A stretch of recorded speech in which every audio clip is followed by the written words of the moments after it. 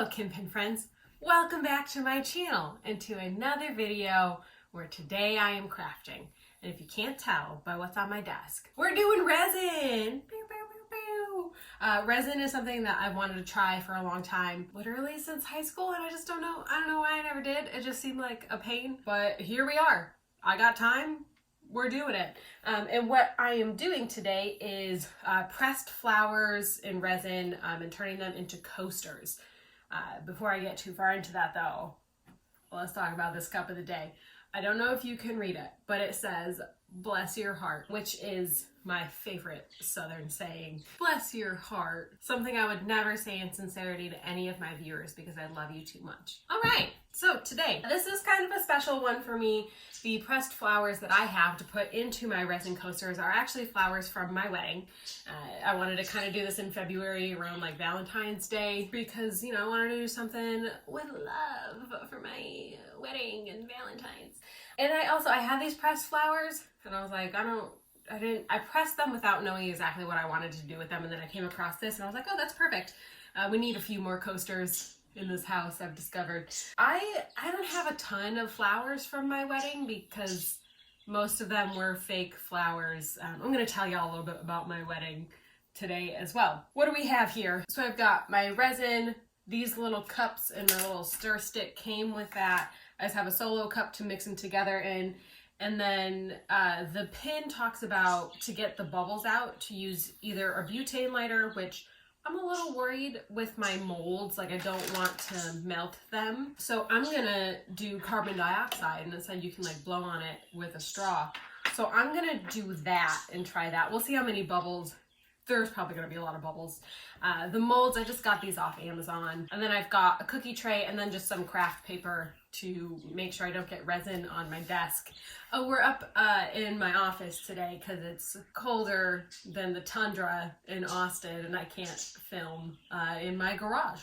Okay, what else do we have here? I got my scissors to trim my flowers if I need to. I spent a little bit of time last night just kind of arranging how I might want my flowers in my coasters. Oh God, I'm like a little nervous to do this. I'm not even gonna lie to y'all because I don't want to screw it up. Well, mostly because like these are the only flowers I have for my wedding. I don't want to waste them on a majorly failed craft, so I'm going to try really, really hard today. I don't know how much I need. Like I don't know the volume of these. Could I figure that out? Yeah. Am I going to just guess? You know it. So I'm gonna mix up 30 milliliters, like 30 milliliters of each. Eye and skin irritant. Okay, maybe ooh, you know what I forgot? I forgot my gloves. I had to get my tweezers too. So the plan was, oh God. The original plan was to get married April 2020, and you were all there. You know what happened April 2020. So that didn't happen. I think it was around mid-March when my office was like, we're gonna work from home. And that same week, Jordan and I were like, yeah, an April wedding. We were planning like 150 person wedding. So around mid-March, we we're like, yeah, that's not gonna happen.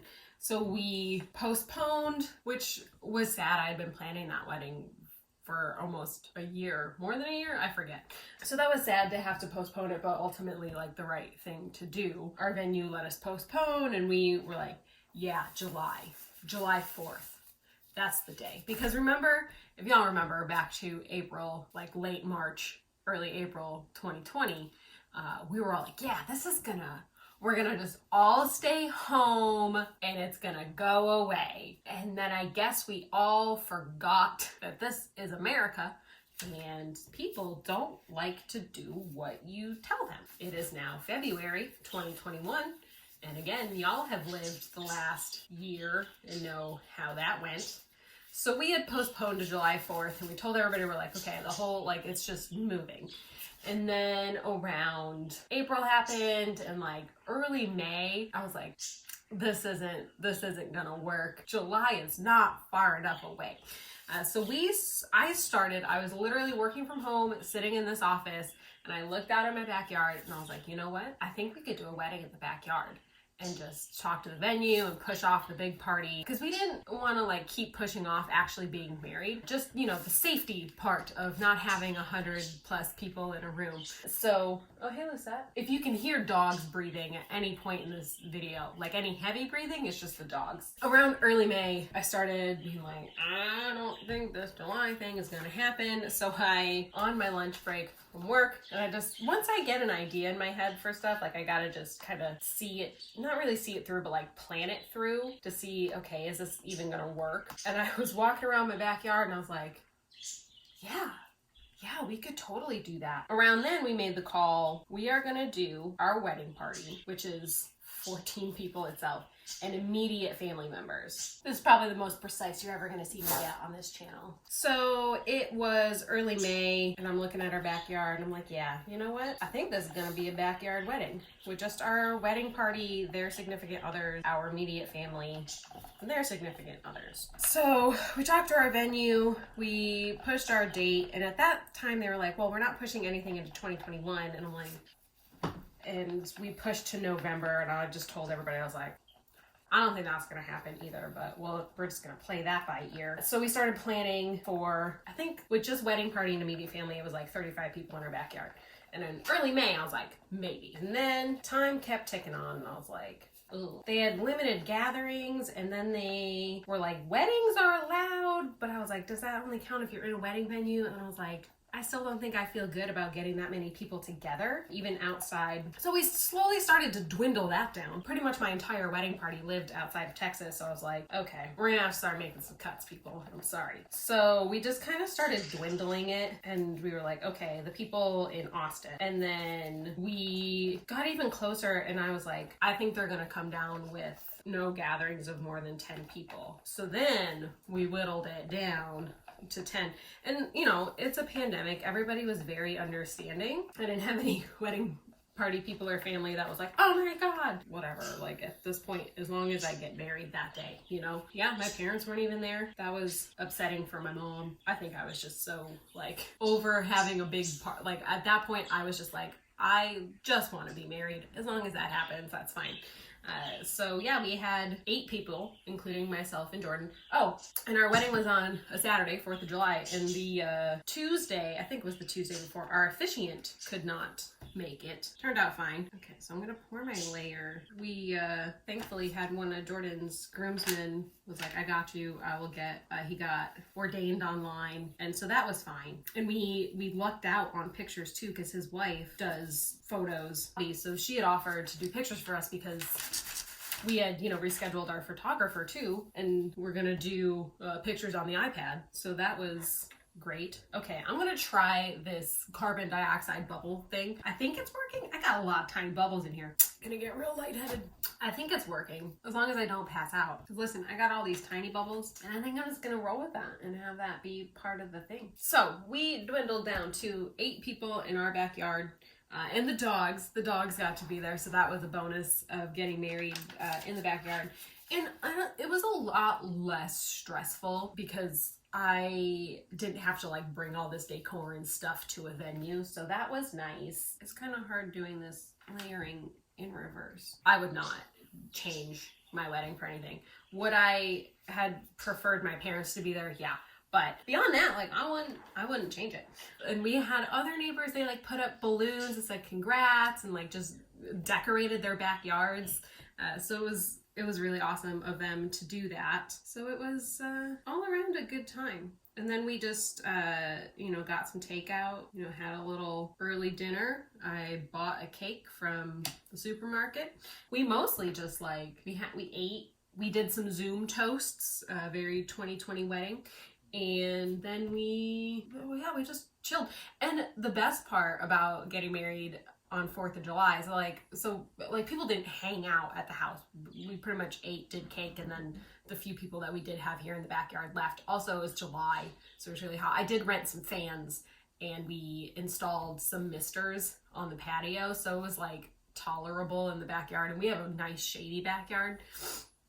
But you know, people don't want to hang out outside in the summer, and we don't want them hanging out inside in a pandemic. So it wasn't like you know, a party till midnight situation. You know, Jordan and I played some video games after everyone left. And then, you know, as we were walking our dog around for her evening walk, her evening stroll, I am worried that these are gonna be like popping out the top when I unmold these, but I guess we'll just have to see. Anyway, like everybody in our neighborhood, not everybody, but like on every street there were multiple houses doing fireworks, so there was like a ton of free fireworks on our wedding night, which was super fun. And we decorated our backyard. It looked really nice. All around a good time. Ooh, our other guests, so we only had a few people that were actually able to be here in person.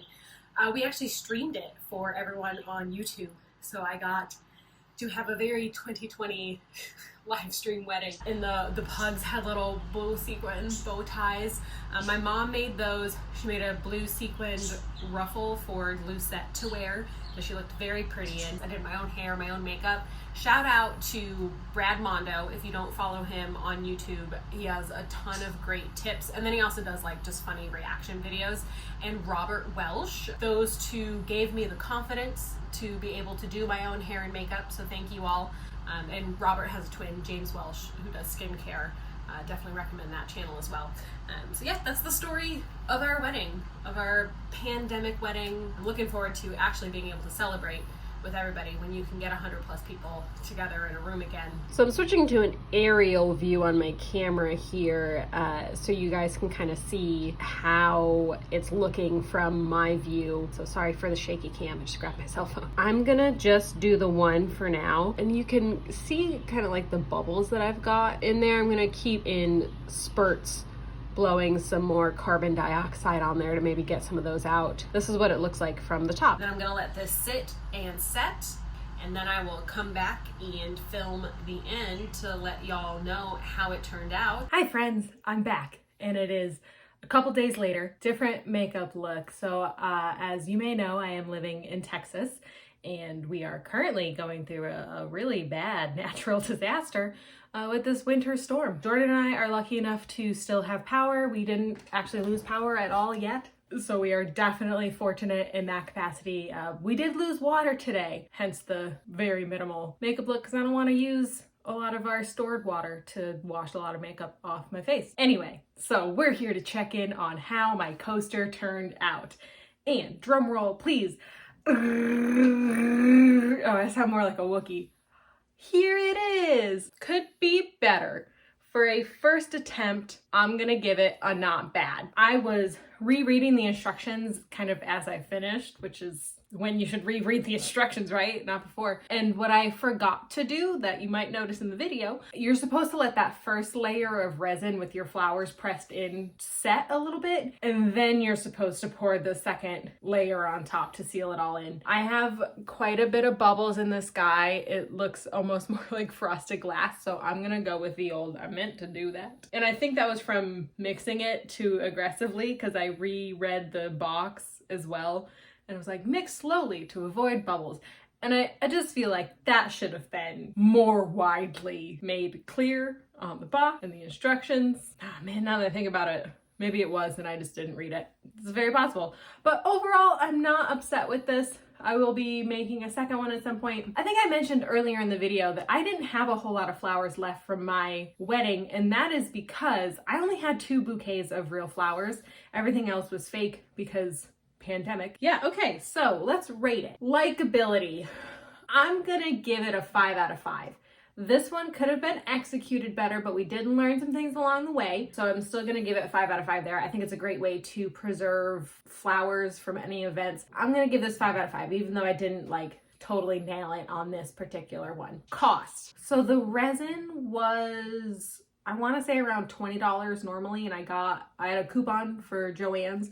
So it wasn't too bad, and that will definitely last me a very long time. Like that will do several projects. And then I bought molds off Amazon that were, I think, another like $15. So cost, what am I gonna give this? I'm gonna give it, I think in relation to a lot of the crafts we've done, God, my gut says 3.5. Because if I paid full cost for the resin, you're what, $35, $36 in with the molds and the resin. That's kind of pricey for a set of coasters, but the memories they preserve, priceless, right? So I guess I'm gonna go 3.5 there. Likability, cost, ease of following instructions.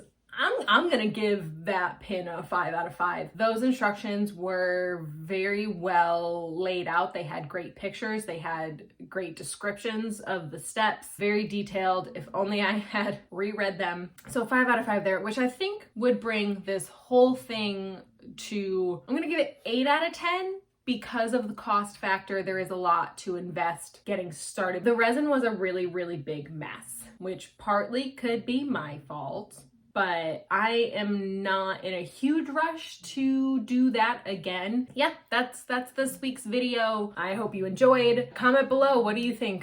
Do you have any resin tips? Let me know. Like this video if you like this video. Like this video if you don't like this video. It will help me out. And subscribe to the channel. Share the video. Go nuts. Thank you so much for watching, and I hope to see you all next week. Bye.